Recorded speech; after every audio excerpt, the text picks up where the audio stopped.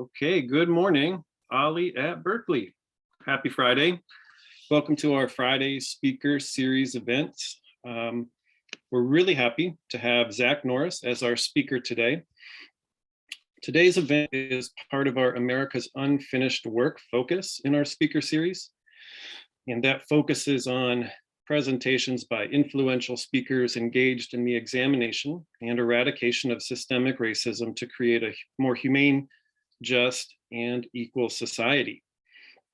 So Zach is the executive director of the Ella Baker Center for Human Rights, which creates campaigns related to civic engagement, juvenile justice, and police brutality, shifting economic resources away from prisons and punishment and towards economic opportunity. His new book is called Defund Fear, Safety Without Policing, Prisons, and Punishment. So would you help me welcome Zach Norris? Thank you, Matt. I really appreciate it. And also want to thank Susan. Thank you, Max, Rob. I appreciate the whole team at OLLI for the invitation to speak with you all.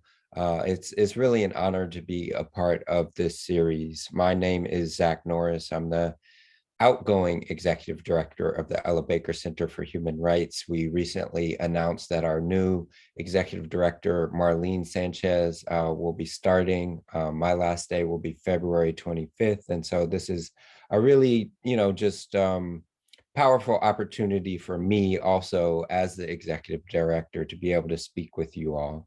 I use he, him pronouns, and we are named after Ella Baker, who was a brilliant Black woman, a leader in decades of struggle for freedom and opportunity for all people inside the United States and around the world. I got my Ella Baker Center gear on today, representing with our 25th anniversary pin. We just passed our 25th anniversary. I even have underneath an image of Ella Baker so y'all can see just as a visual aid. Ella Baker is amazing. She did not suffer fools lightly, as they said. She fought not just for racial justice, but also for gender justice and really challenged some of the patriarchy within the civil rights movement. And so I'm super excited because Marlene Sanchez will be the first woman of color to lead the organization at the Ella Baker Center as the executive director. And so I wanted to give just a little sense of what I'm going to talk about before bringing up the slides in the formal presentation. I want to talk to you all about safety and the way we think about it, and the way in which I think there's a deep division between our felt understandings of what make us safe versus how we design our public safety system. So I'm going to talk about safety versus public safety. I'm going to talk also about crime versus harm. I'm going to talk about punishment versus accountability. And I'm going to talk about how we move from a framework of fear to a culture of care, and how that transition leads to greater genuine safety. So let me do the work of bringing up this slideshow really quickly. And you all can see that. So this is the book, Defund Fear, Safety Without Policing, Prisons, and Punishment. Really excited to talk with you all, and want to start by giving you some sense of who I am and where I come from. I grew up in Oakland. I was born in San Francisco. We moved to Oakland when I was just a week old, and I like to say it was a week too late because I love Oakland just that much. No diss to San Francisco or any other part of the Bay Area, but Oakland is very much home for me. I still live in the same zip code I grew up in, 94605. And to me, when I think of Oakland, I think of this kind of idyllic landscape. But, I was sheltered in a lot of ways from other realities in Oakland as a light-skinned, cisgendered African-American male. who went to Catholic school basically from K to 12. Even my parents were impacted by racial discrimination in the context of housing. They bought a home in Oakland in 1977, same year I was born, and they would not have been able to, more than likely, buy a home in neighboring neighboring San Leandro, because San Leandro retained racially restrictive covenants well into the 80s, and were featured in like CNN, or not CNN, but 60 Minutes or some of those shows as one of the most discriminatory cities in the country in the 1960s and beyond.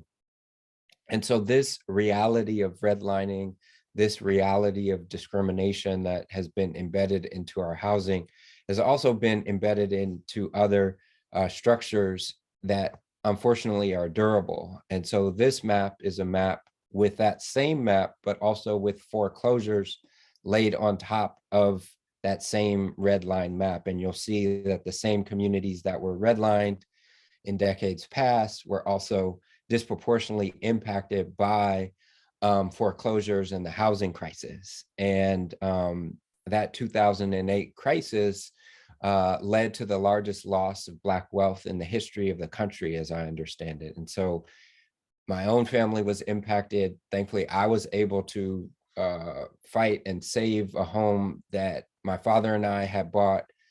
Almost lost that home, had other family members, close family members, who lost their homes during that time period. And I say that just to, you know, I don't think this is new to this audience, but peel away the veneer that the Progressive Bay Area is somehow immune from this history of racial discrimination and a caste system, really, as Isabel Wilkerson describes it. And so when I was growing up, you know, it was more me in this context of really growing to understand myself as a high school student. My parents and grandparents scraped and saved to send me to Catholic school. I ended up going to Harvard as an undergrad. And that was a lot of culture shock in a lot of ways. And one of the things that was particularly noteworthy to me was just how differently young people were treated when they made mistakes. At Harvard, if someone got into a fight or if they were using and abusing drugs, they were given, you know, time off to reflect. They were giving the counseling and services and supports they needed. There was a resource center for them even prior to, you know, maybe coming to more of a breaking point. So there were a lot of ways in which it was very clear that students at Harvard were more than their worst mistake. They were more than the worst thing that they'd ever done. That's the phrase I learned from Brian Stevenson, one of my mentors. And he describes the need to ensure that regardless of zip code, regardless of skin color, that each of us be treated as more than the worst thing that we've ever done. And meanwhile, in my neighborhood in East Oakland, each summer I was coming back from Harvard, I was finding a friend or family member who had been incarcerated, involved in the juvenile injustice system, for doing similar things that classmates at Harvard were doing, but with much different outcomes. And so that was kind of my first introduction in some ways, or the first time that it crystallized for me in a particular way, that there was this need for a books not bars, jobs not jails, healthcare and housing not handcuffs agenda. And those are slogans that we use at the Ella Baker Center. And it was particularly resonant with me as I was leaving undergrad and trying to figure out what I was going to do next. And I heard about this organization called the Ella Baker Center and one of the programs called Books Not Bars. And not only because of my experience at Harvard, but also just seeing my mother struggle as an Oakland public school teacher at the time, having a lack of resources in her kindergarten classroom, a lack of basic supplies like paper towels, seeing my father get laid off while I was an undergrad. All of these concepts of really redirecting resources to support community uplift really resonated with me. But I didn't know what I was doing at all. I first got involved as a law school student intern at the Ella Baker Center, and we were fighting what would have been the largest per capita juvenile hall in the entire country from being built here in the Bay Area. That means that this juvenile hall would have been larger than Chicago's Cook County Juvenile Hall, which has 5 times as many people as Alameda County does. We said it was going to be too big, it was going to be too far, and it was going to be too racist. We knew that the size of the expansion was unnecessary, that if you build it, you will fill it. We knew that they wanted to put it way out in Dublin, which was going to make it hard for most of the families to reach it. Families from Hayward, from East and West Oakland, predominantly, and that it was going to continue to impact disproportionate numbers of youth of color, Black and brown children in particular. And so we waged a campaign to stop it. We were pushing back against this overall climate of fear. This was at the time that the term youth super predator was all over the news. People like, unfortunately, Hillary Clinton, among others, were using this terminology, describing teenagers as being, roving mobs and wolf packs. And of course, that history of describing people as beasts has a long trajectory, unfortunately, in the history of this country. And it was being reinvigorated in a particular way in this time that was completely out of step with reality. So actually in the time period that I went to high school from 91 to 95, youth crime was actually going down by some 20%, but the number of youth crime stories was going up by about 700%. So if you were seeing a youth crime story once per week in 91, you were seeing it more like once per day in 1995. And that was having a huge impact in terms of the number of youth jails and prisons that were being built across not just California, but the entire country. And so we waged this campaign to stop this super jail for youth from being built. I was involved in a civil disobedience at the Board of Supervisors meeting. We had tried everything under the sun to really move the Board of Supervisors to make a different decision, and nothing was working. We decided to do a civil disobedience. We were arrested, sent to Santa Rita jail. And that was a real sort of turning point in my life, just seeing the number of young Black men who were being housed at Santa Rita that evening, and the normalcy with which the incarceration of Black people was happening, that people were representing their neighborhoods, that they were, just there as if it was another Tuesday night. And that normalcy of caging human beings is something that has stuck with me and has driven me to really fight for a different paradigm. And in my naivete, having seen a couple episodes of Eyes on the Prize, that civil rights documentary, I thought, you protest, you do civil disobedience, and then the powers that be see the light and they change their mind and they move forward in a different way. And unfortunately, that did not happen. The Board of Supervisors went into closed session. They voted for the super jail anyways, and we had to shift focus. I decided to take a leave of absence from law school. Was able to work as an organizer at the Ella Baker Center. We focused on the vote of one supervisor who was up for re-election, Alice Leibitker, and we were able to really call to attention that she was saying she supported youth rights, she was saying she supported children, and to compare and contrast her stance on the super jail for youth.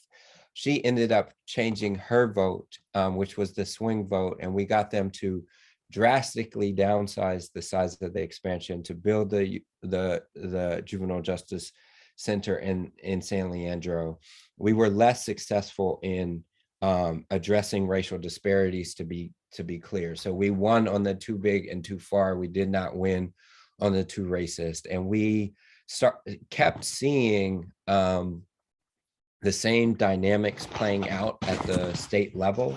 And so what we decided to do is, kind of continue our success and continue our trajectory by focusing on the state-run youth prison system.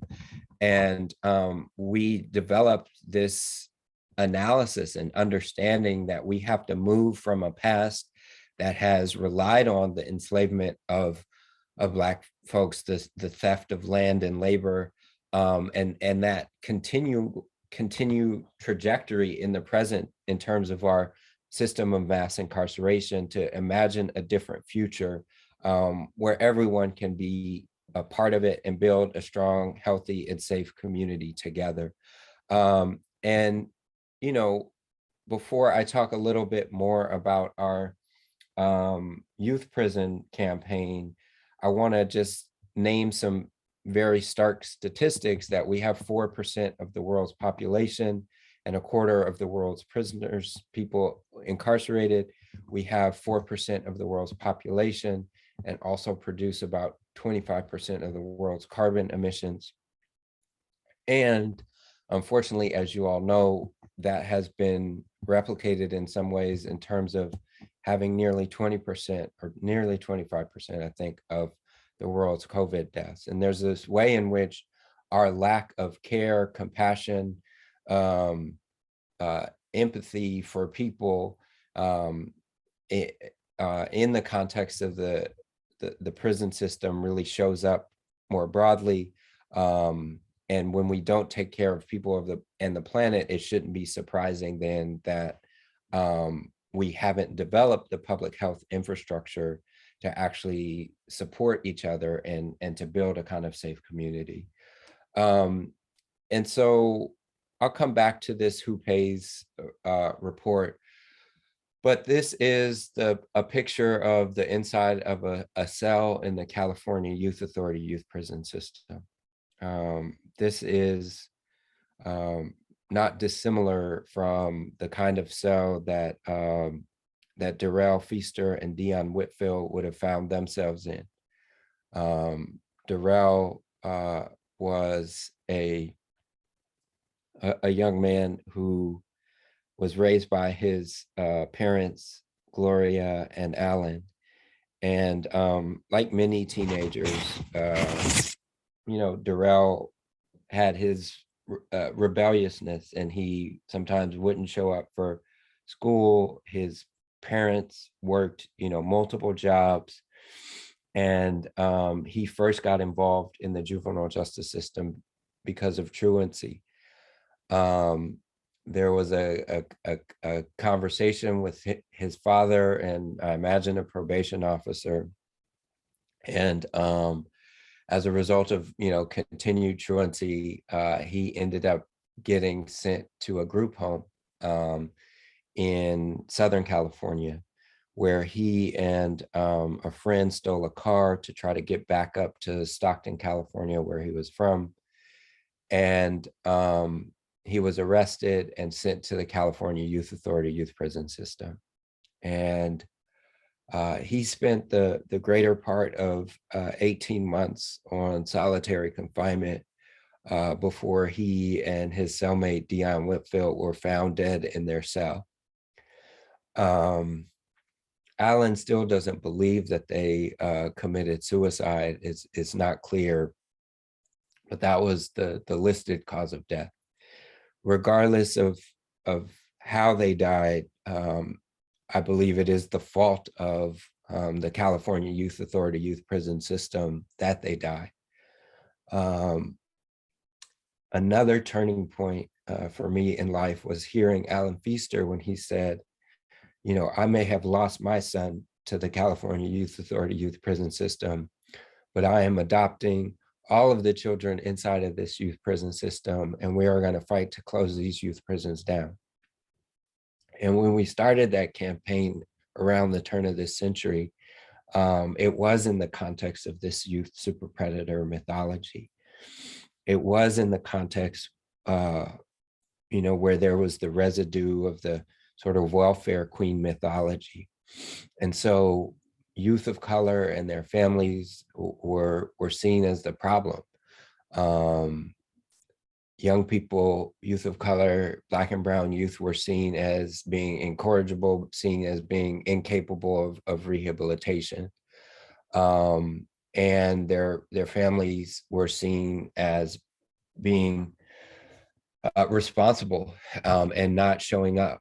And what we were able to do is really dispel that mythology by bringing formerly incarcerated young people and their families to the Capitol in Sacramento. And even though at first we got a lot of cold stares, cold shoulders, doors slammed in our face, legislators laughing at us or talking down to us, over time we kept showing up. We kept showing up in greater and greater numbers. We showed up with t-shirts that said "Close CYA prisons" on the front, and they said "Open youth opportunities" in the back. And what started as a handful of families really organizing, this is a photo of Alan and Darrell and Dion, was started as, a group of families organizing, talking to one another around a table, really grew into a larger movement. And hundreds of organizations and families were showing up. And even though they said we would never close a single youth prison, we closed down 5 of 8 youth prisons across the state of California within about a decade of organizing. And just a couple years ago in 2020, Governor Newsom signed legislation to close the remaining 3 youth prisons in the state of California and to shift resources back to local communities. And I'll talk more about the fight that's on our hands now, but I want to honor the memory of Alan Feaster, who passed himself, the memory of Joyce Cook, who you see, really exhorting other folks in this meeting in the pink. I want to honor the memory of Barbara Jackson and Laura Brady, who fought desperately to really change the hearts and minds of legislators. And as a result, not only did we end this abusive regime of youth incarceration at the state level in California, but we also enhanced public safety. And that kind of brings me to one of the first contradictions and distinctions that I want to talk about, is the difference between safety and public safety. Because the going thought was that if you close youth prisons, well, these young people are going to be on the streets and crime is going to increase. The reality was that by providing greater measure of dignity and respect to young people, we were actually supporting their rehabilitation and enhancing public safety as a result of that work. And so we found that the exact opposite was true in terms of the going perceptions around what the impact of closing youth prisons was going to be in terms of public safety, in terms of safety. And so I would ask that you all just take a moment to reflect, and I'm actually going to be quiet for a minute, and just think about a time that you felt safe. What were the conditions present? Who or what, where were you? Who was there? And if you feel comfortable, you could put, something in the chat. I'm not going to be able to look at the chat at this moment, but other folks can see your responses in the chat. I've asked this question of a lot of different audiences, and so often people say, describe being in nature, they describe being in a faith community, they describe being with family, be it biological or chosen family. There is this consistency about relationship, whether it's relationship with the natural world, relationship with other human beings in particular, that is, in my mind, directly tied to safety. And yet the way in which we design our public safety systems really result in the severing of ties and the severing of relationship. We put folks in remote situations, remote prisons, where they don't have access to their families and communities, and where, quite frankly, they don't have access to healing or real reflection around the harm that they may have caused. I talked about the story of Darrell Feaster, who really ended up in the youth prison system as a result of truancy to start, in the, stealing a car. There were folks in the youth prison system who had, harmed folks in ways that were more serious than that. But when you take someone and put them in a remote prison and subject them to abusive conditions, it doesn't allow for real accountability. And I'll talk a little bit more about the difference between punishment and accountability. But I also want to name that that the way in which we think about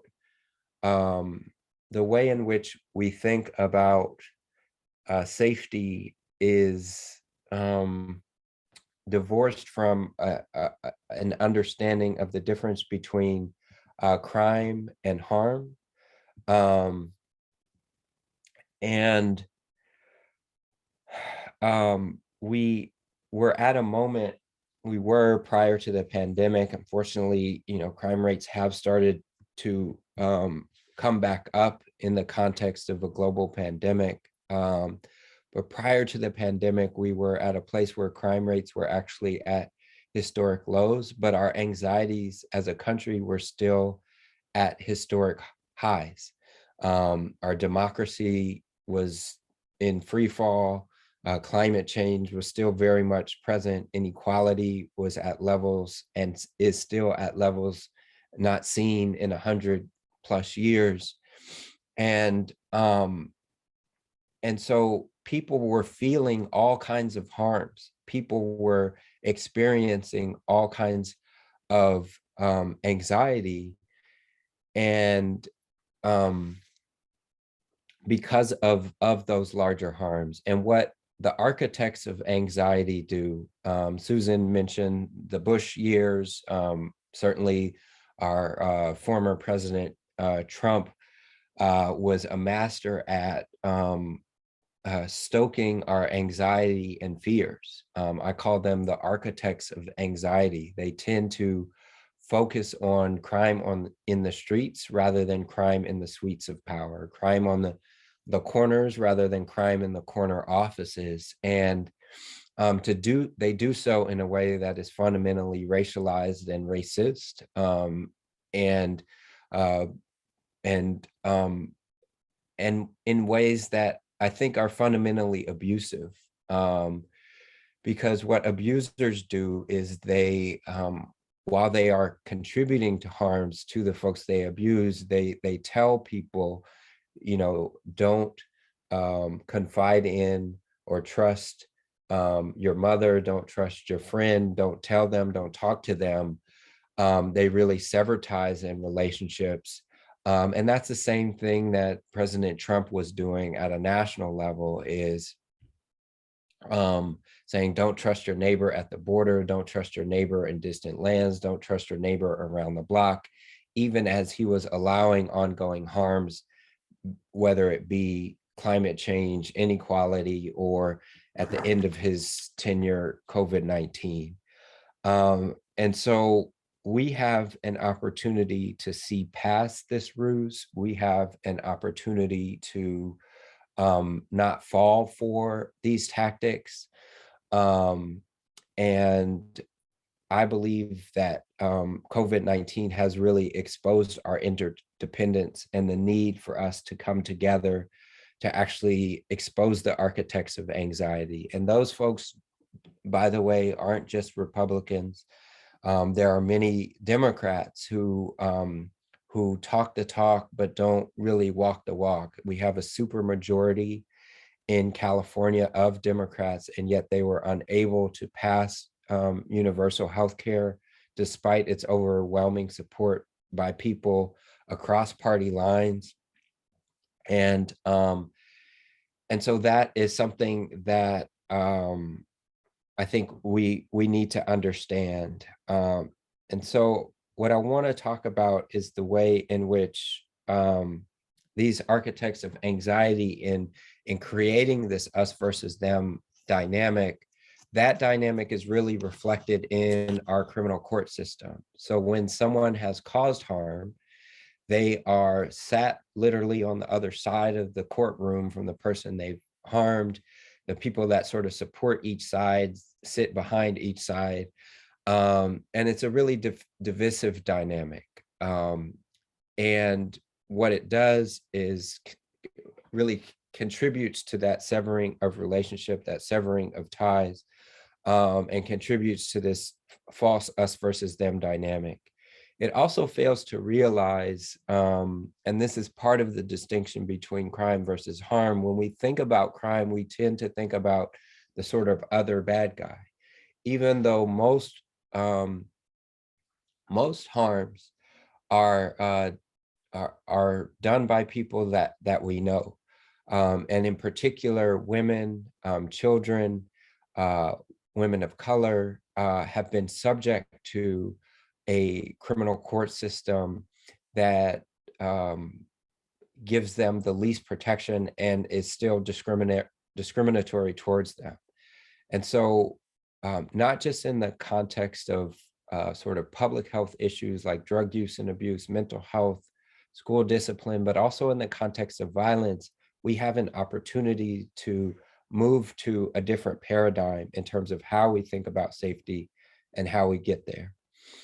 So I wanted to just underscore and talk through some of the difference between punishment and accountability. Accountability is not the same as punishment. Punishment is harming someone who has caused harm. It's really embodied, unfortunately, in the California Youth Authority youth prison system. It was this idea that that the youth prison system had to be tough, that literally it was known as a gladiator school. So I talked to so many parents who were deathly afraid to go visit their kids. One, because they experienced extreme discrimination and harm, even as they were just trying to visit their kids. They might be told they couldn't visit because they had on the wrong pair of pants, color pants, or because their kid's entire unit was on lockdown. The guards would check their license and registration when they would come into the youth prison. So you would have people who were literally, and I had a number of conversations where I talked to folks, and they would be parking like a mile away from the youth prison and walking to the youth prison because that was the safest place where they wouldn't have their, if they had late registration or something, they knew they wouldn't be able to get in and have a visit. And so, families were desperately trying to see their kids, and they were also desperately afraid of how they would find them once they got there. Laura Brady, who I mentioned, her son was beaten with a phone receiver, and she would go to the Capitol and take photos of her son and show legislators. As I'm thinking about it, it reminds me of the courage of the mother of Emmett Till, who had an open casket funeral when her son was murdered in Mississippi, and lynched effectively. And so that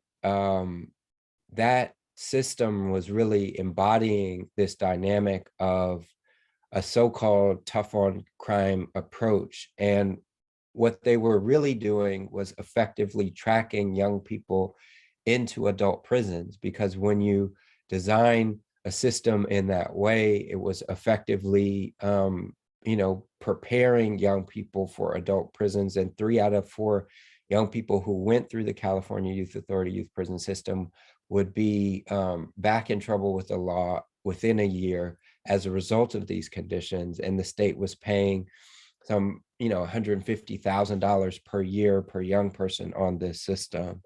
And so we really tried to lift up that accountability is about acknowledgement and consequences, and that both require relationship. You have to know the harm you have caused in order to do your best to repair it.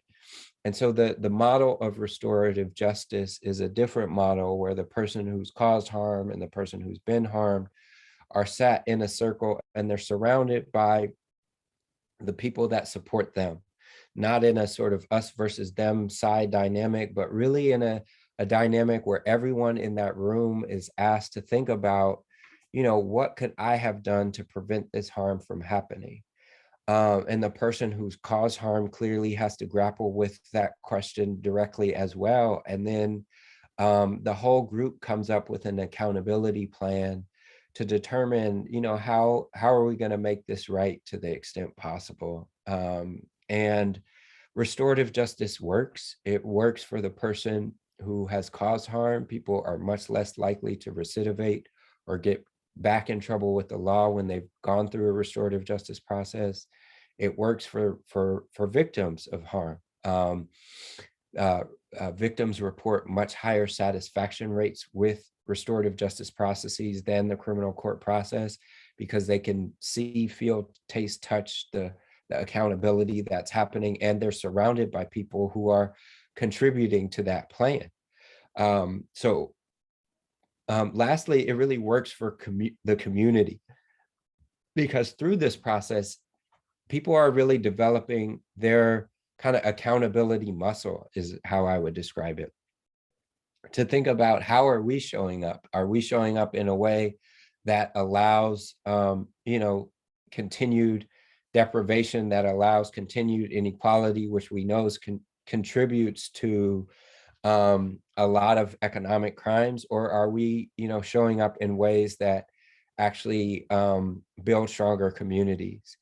And that accountability muscle, I think, is important, not just in the context of sort of crime in the streets, as I've described it before, but also crime in the suites of power. I think in the last 4 years, in that the administration number 45, we saw and are continuing to see that democracy is not a given. And there are those who would abuse power very severely. And that we need to be, as a community, savvy about how we hold elected officials accountable. And that starts, really, democracy and accountability in that sense really starts from the ground up. So one of the things that I wanted to kind of name and talk about is the need for a new vision of community safety. And for people to be able to see, touch, taste, and feel what that vision looks like. And I showed you a slide earlier about who pays. We did a report, a national community-driven research report called Who Pays: The True Cost of Incarceration on Families. And in that report, we showed just how desperately families were working to support their loved ones, as I've talked about in the context of the California Youth Authority youth prison system. The incredible fees and fines and payments that people were making. We found that 2 out of 3 families were making a difficult choice between paying for basic necessities like food and trying to support their loved ones inside. People making decisions about whether or not they send in and support for a meal to their child who's locked up, or to put food on the table for their family at home. And that report was covered, it was national news, which was great. We were thankful about that. It really helped raise people's understanding of fees and fines in terms of the criminal court system and the cost of incarceration. What the news didn't cover, though, was what families actually wanted instead of Instead of this criminal court system and this prison system, families talked about safety being centered around having economic opportunity, having educational opportunity, having the capacity to stay in one's home and not be displaced. They talked about restorative and transformative justice and people being held accountable and yet still being held in community. And so even though it wasn't covered in national news, what we decided to do is just try to create a vision for that model of safety. And we created Restore Oakland with that model in mind. It's a joint project of the Restaurant Opportunity Centers United, the Ella Baker Center, Cause a Justa Just Cause, Restore Oakland Inc., which is kind of the glue organization that helps keep us all together. And that work is up and running. It's running in a different fashion than we expected due to COVID. We've had to make some pivots, but it is still moving forward. And I think it is an amazing and tangible example of what safety looks like. Restore Oakland houses a dedicated space for restorative justice, where people are held accountable and yet still held in community. It's a space that's both formal and informal. So we're trying to move the district attorney to refer more cases to restorative justice through formal processes. We're also make the space available to folks informally, where if they don't feel comfortable calling the police, that there's a space that folks can go to have a restorative justice circle to address harm in communities. And it's a dedicated space where we're providing opportunities. Reams, many people know and love Reams food. Reams is operating a kitchen where they're providing food to Good Eggs, to other distributors. They are also hosting mutual aid events. We've hosted mutual aid events in the parking lot where we've distributed food and masks and supported folks, and people have brought different skills and services to support one another, from providing haircuts, free haircuts, to other things, especially in the context of this pandemic. And doing that in a safe and distanced way in our parking lot. And so we have obviously also the organizations are doing the work in the context of Restore Oakland. So Ella Baker Center is doing its work. Cause a Justa Just Cause is doing its work to help people stay in their homes. And it is this kind of embodiment of what community safety looks like. I want to close with a story that I think really underscores the distinction between a framework of fear and a culture of care. This is the story of Richmond, California in the early 2000s. Richmond had one of the highest per capita murder rates in all of the country. The city council was up in arms about what to do. And, you know, the same, it was the sort of the grandchildren of folks who had been hurt economically from when the closure of shipyards and the closure of the end of the sort of post-World War II boom that really brought Black folks to Richmond. When the factories closed, like the street corner in many ways became the de facto employer for a lot of young people in the city of Richmond. And unsurprisingly, given that deprivation, literally it's called the Iron Triangle, and that sort of represents in a lot of ways the discrimination, the redlining, the lack of resources in particular communities within the city of Richmond that unfortunately continues and was resulting in incredibly high homicide rates. And the city council held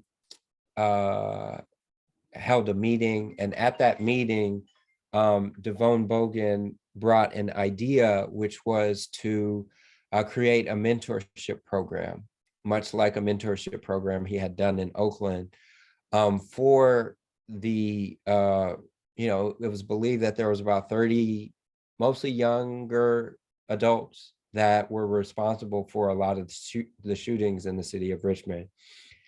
And the police, for different reasons, couldn't make a case on a lot of these young folks. And Defund said, I want to involve and engage these young people in a mentorship program. And it got a lot of pushback immediately, both at the city hall at that meeting, but also thereafter when they adopted it. People said, wait, you want to support the young people who are responsible for these crimes? You want to provide them with a monthly stipend? But the city of Richmond, to its credit, really decided to invest in this program.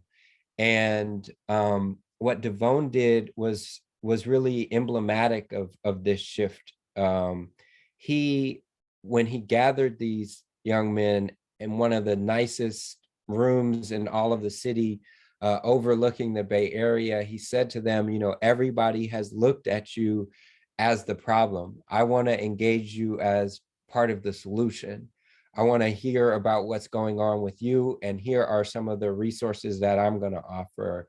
He talked about, a monthly stipend to help support them and their families. He talked about travel opportunities. He talked about mentorship from formerly incarcerated folks who had been through what they had gone through.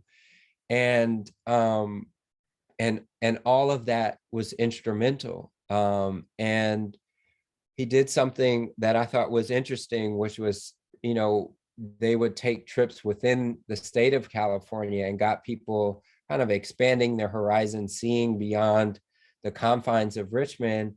But he told them if they wanted to travel outside of California, they actually had to go with, people who they regarded as their rivals from neighborhoods that were seen as rival neighborhoods. And as these young men began to take those risks, they began to see a lot of the walls between them drop. And that had a huge impact, not just for these young men, but really for the city of Richmond as a whole, because crime also, those homicide rates also began to drop. And that meant that mothers and grandmothers were now able to take their kids to the park, that shopkeepers and business owners were able to keep their storefronts open. And that's just a huge example of this shift, moving from deprivation and isolation to resources to support folks who are struggling, and giving them the tools to participate in the process and really engaging them as trusted members in this kind of web of a larger beloved community. I want to end my talk by showing you a picture of Defund and some of the young men in the program. Two, by saying thank you for the opportunity to speak with you. And the last thing I want to say is just that these are uncertain times, and I would invite us to think differently about what risk is and how we get to safety. Young people sort of in their adolescent years naturally engage in risk-taking behavior.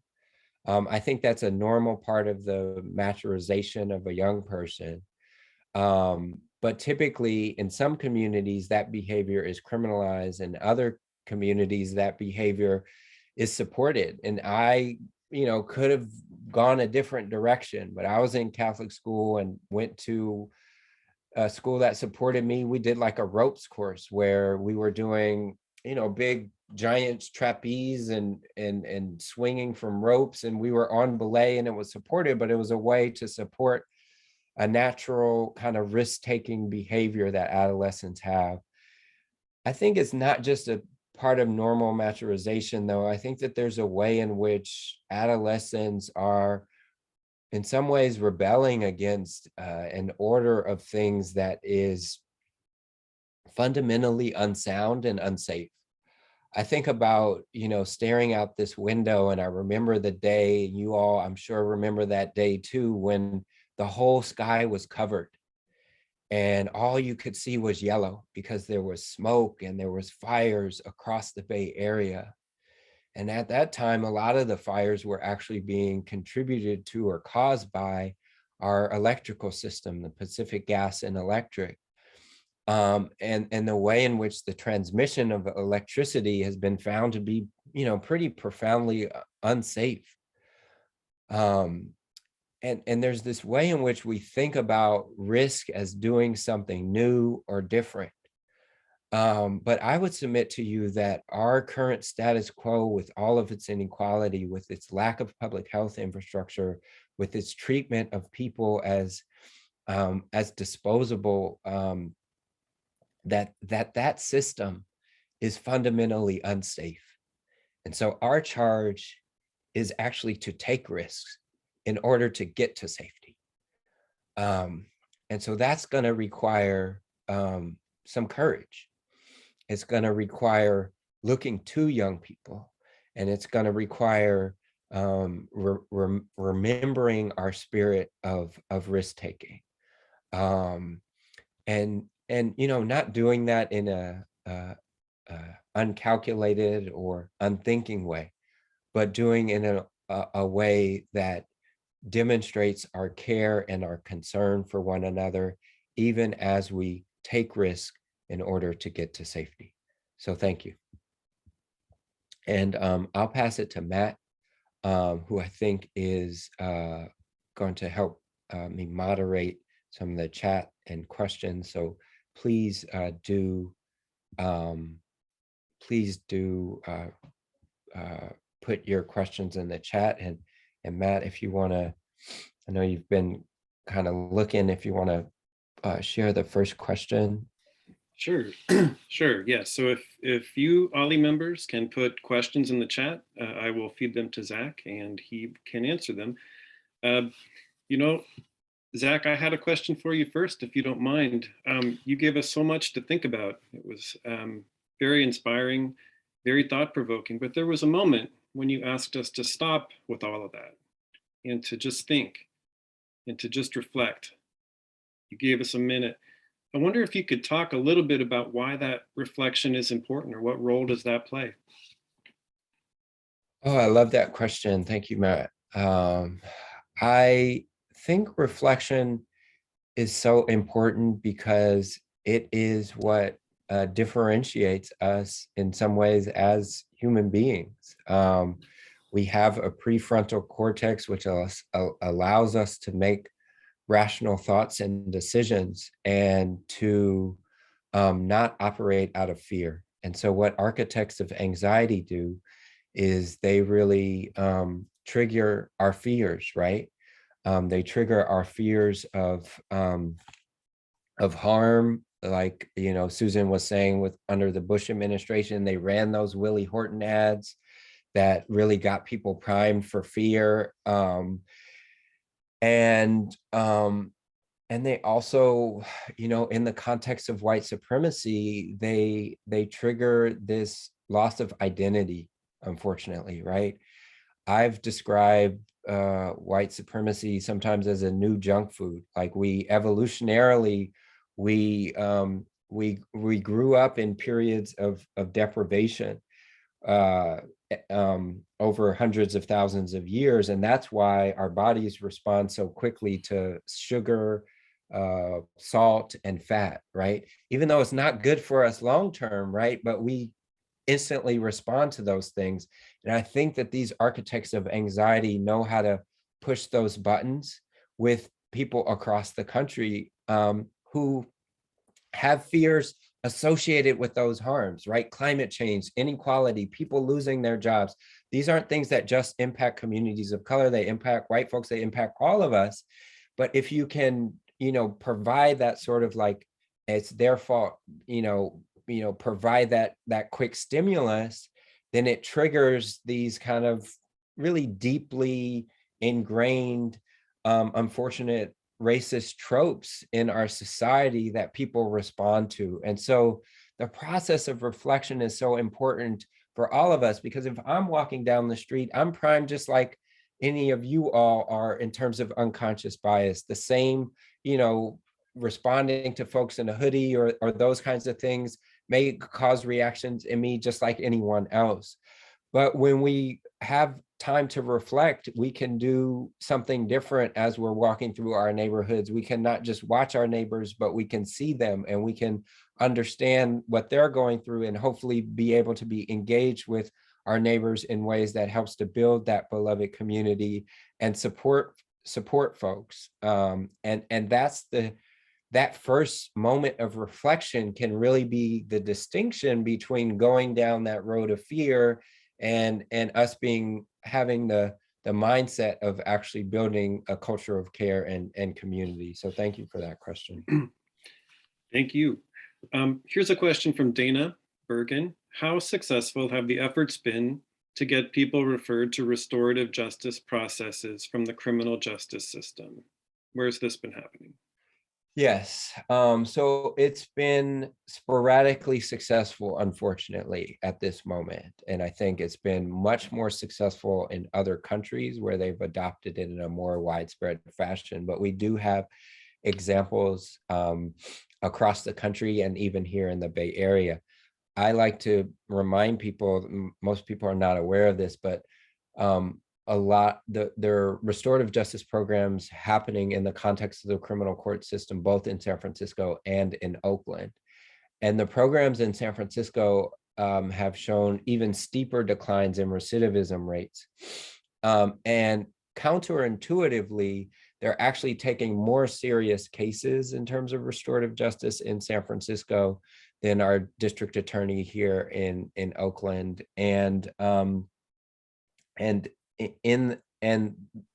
I believe that's because when in more serious cases, the victim is clear and there is, I believe, a greater kind of aha moment, a greater reckoning with the harm that has been caused. And so restorative justice works in serious cases. It should be used. And we have to build the political will to actually move district attorneys to use restorative justice. And that's where I think you all come in, because a lot of these elected officials say that they're just responding to their constituents, that this is what must be done. But increasingly, victims of crime are standing up. Californians for Safety and Justice has a network of crime victims who are saying these district attorneys are not acting in our interest and are moving them to adopt a different approach. And that's something that you can do in your local community, is really lift up this need to move in a different direction in terms of our criminal court system. So speaking of the local community, there's several questions in here that pertain to restorative justice and schools, specifically regarding like Oakland school closures. So perhaps the question is, what's the Ella Baker Center doing on this front? Yeah, and I see a couple of questions in the chat too, in terms of information sharing and resources. So I'm just going to put my email in the chat so that people can send me an email and I can send some of the resources, or if you have further questions. Yeah, unfortunately, school closures is something that has impacted my family. We engaged in a lot of struggle to stop school closures a few years ago and are still engaged in that struggle. The Ella Baker Center has been supporting some of the communications in the past, especially a few years ago. We are supporters of the campaign for reparations for Black students, as we know that school closures have hurt Black students first and worse, and have contributed to displacement. And we know that all students suffer and that communities suffer when schools are closed, because especially in the context of a global pandemic, schools are not just schools, they are community centers. They are places where people go to get resources. They are places where people can gather in a larger setting and be able to be safe in doing so. And so why the Board of Supervisors, why the school board would be accepting this austerity agenda, especially at this time, is really just unconscionable. And especially in a region that is as rich in resources as the Bay Area, where we have so many tech giants that often do philanthropy on the side, but aren't actually paying their taxes in a fair way. That the Alameda County has one of the largest reserves of any county in the state of California, to the tune of like $2 billion, as I understand it. And they've said that they are developing this reserve for a rainy day. And this is the rainy day. COVID-19, climate change is the rainy day. And they're not providing resources. And instead, the Alameda County Office of Education is really putting pressure on the school district to meet the budget in this austere way. And instead, what they should be doing is what the city council is doing. The Shang Tao, Rebecca Kaplan, Nikki Bass, Carol Fife, and the city council has pushed and are pushing the governor and the county to say we need to resource not just Oakland, but districts across the state that have been impacted by these closures. And so the Ella Baker Center has been supporting those efforts. We are, I've been encouraging our staff and members to show up. There's a rally today, actually, at City Hall at 3:30, and there's also an event tomorrow at Prescott Elementary at 10 a.m. So we'd really encourage folks to check out the campaign for reparations for Black students, to check out Oakland Education Association and others who are pushing against school closures. I'm a member of Oakland Not for Sale. We have also been pushing against school closures. So both in my professional capacity, but also as a parent, is something I'm very passionate about, and appreciate that question. Okay, so I do think this will be our last question. There is some talk in the chat about sharing links in order to get people active. So maybe we can do that at the end. Please be advised the chat does go away when the presentation ends. So if you do want to write down email addresses or links, please do that now.